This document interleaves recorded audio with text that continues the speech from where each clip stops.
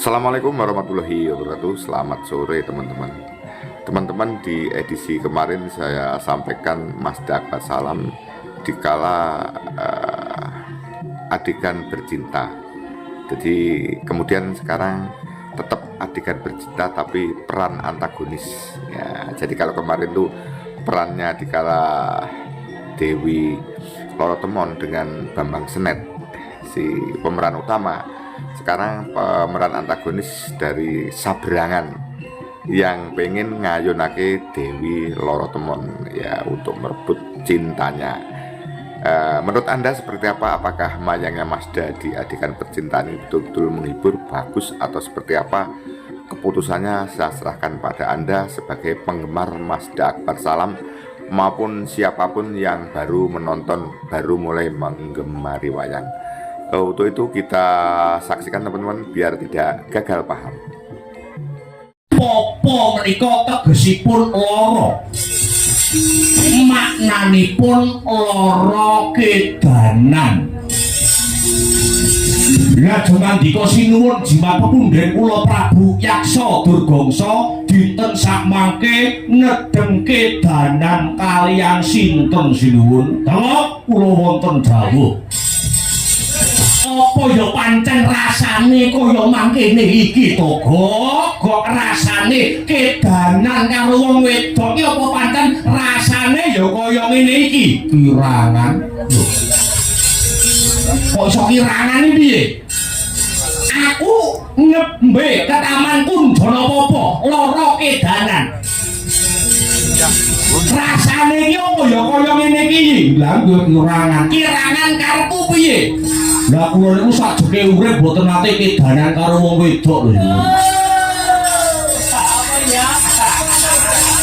Menawi jenengan niku sanget rasane kedanan karo wong wedok. Kula nggih mboten paham, kula nggih mboten ngertos rasane niku kaya piye.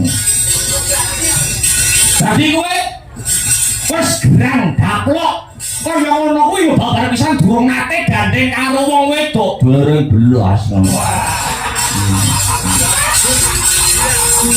Numpul loske pisan urip ngono. Kudu wong wedok ya tuku ya.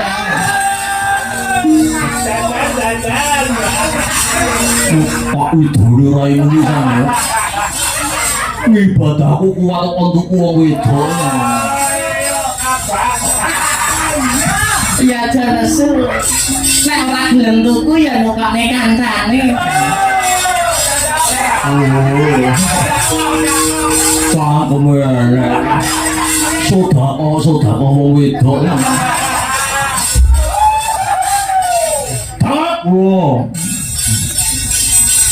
Rasane wong Kundana apa kuwi babar pisan ora kepenak aku mangan ora bisa ngrasake gayermu mbek ora bisa ngrasake seger turu ora bisa ngrasake anger.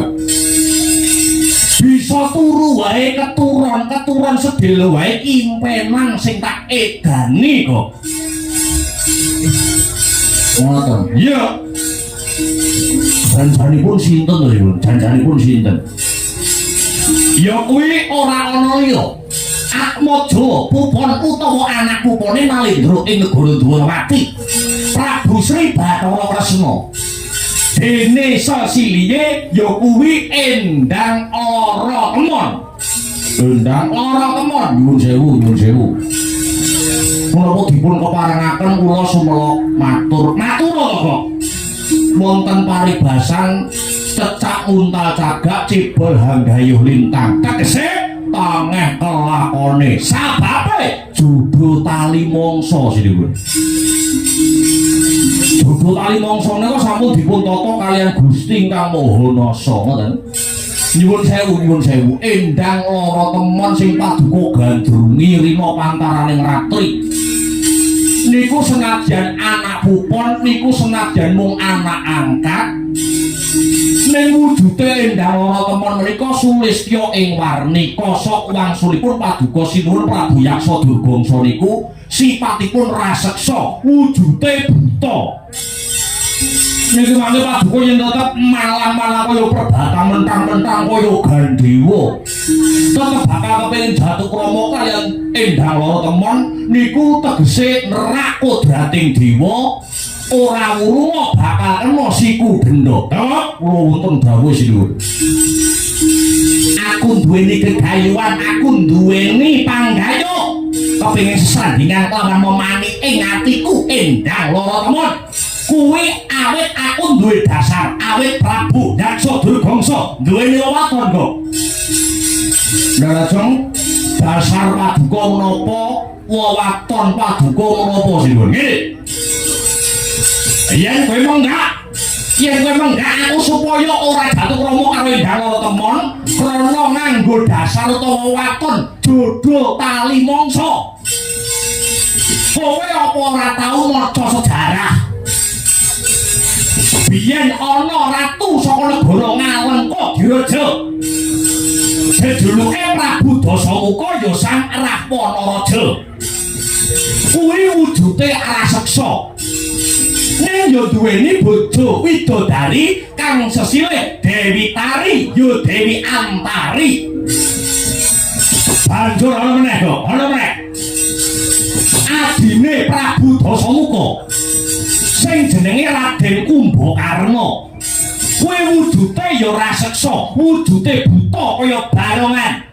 Ning garwane ya wujude widodari kang sesine Dewi Kiswani. Dadi yen kowe menggak kekarepane bosmu Prabu Yaksa Durgangsa nganggo dasar jodho tali mangsa, rumangsaku aku ora gathuk, rumangsaku aku ora mantuk, aku ora saut jaga.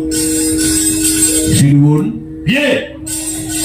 Prabu Dasamuka dalah Raden Kumbakarna saged kagungan garwa widodari ingkang sulistya ing warni niku dipun sebabaken karana anggadhahi lelabuhan ingkang ageng tur ugi kesinungan wujudipun kasekten ingkang linuwih mila diganjar kaliyan para dewa wujudipun widodari kala wau. Aku ya duwe kekuatan kok.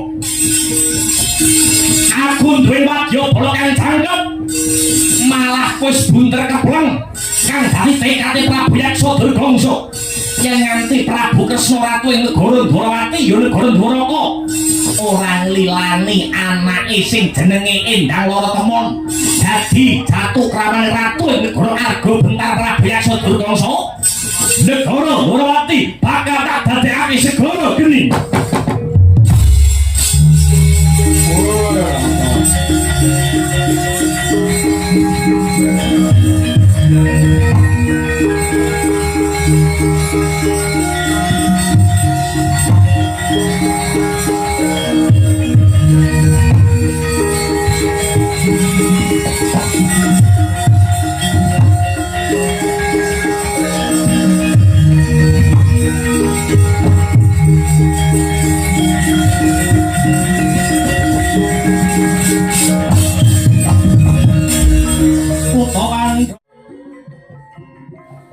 Demikian teman-teman yang bisa saya sampaikan secuplik peran antagonis di kala adegan percintaan.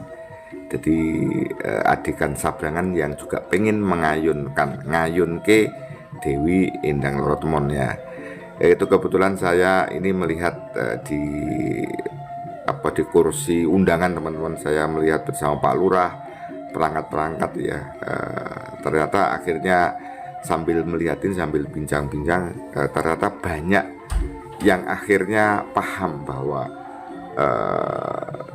dalang akbar dari Nganjuk ini betul-betul dalang mumpuni teman-teman. Jadi melihat dari dramatisasi adegan percintaan, yaitu sudah seperti dalang-dalang senior ya. Jadi dikala tidak melihat dalangnya siapa, itu ternyata seperti dalang-dalang kelas dalang senior yang juga piawai dalam adegan percintaan. Seperti itu teman-teman laporan saya dari saya meliput di desa di Kecamatan Gundang, Kabupaten Nganjuk, Jawa Timur. Sampai menjelang pagi saya menyaksikan seperti apa pentas Mazda, karena kebetulan ada ceritanya adalah adegan percintaan, maka saya betul-betul menyimak. Semakin hari Mazda Akbar Salah menurut saya semakin banyak kemajuan. Itu yang perlu saya sampaikan teman-teman. Tetapi apapun bagaimana pendapat Anda, silakan dibubuhkan di kolom komentar ini, sehingga apa yang saya pandang, apa yang saya lihat itu apakah sama dengan persepsi Anda. Demikian, terima kasih. Wassalamualaikum warahmatullahi wabarakatuh. Sampai jumpa.